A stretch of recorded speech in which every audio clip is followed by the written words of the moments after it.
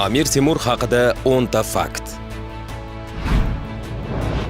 Amir Temurning haqiqiy ismi Temur ibn Tarag'ay Barlos bo'lib, 1336-yil 9-aprelda Kesh yaqinidagi Xo'ja Ilg'or qishlog'ida dunyoga kelgan. Amir Temur shatranj, ya'ni shaxmat o'yinining ashaddiy ishqibozi bo'lgan.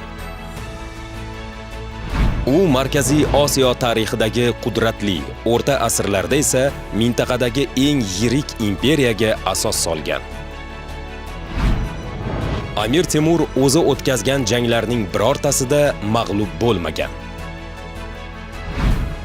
Temuriylar imperiyasi insoniyat tarixida maydoni bo'yicha 26-o'rinda turadigan imperiya sanaladi.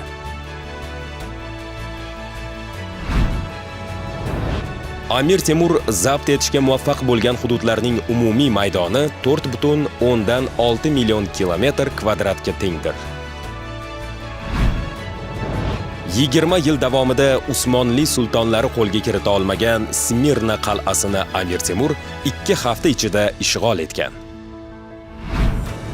Amir Temurning hayoti davomida eng katta yurish Iroq safarida bo'lib o'tgan va u 7 yil davom etgan. Ayni paytda Amir Temurga tegishli mashhur Rubin toshi Londonda, uning qilichi esa Tehron muzeyida saqlanadi.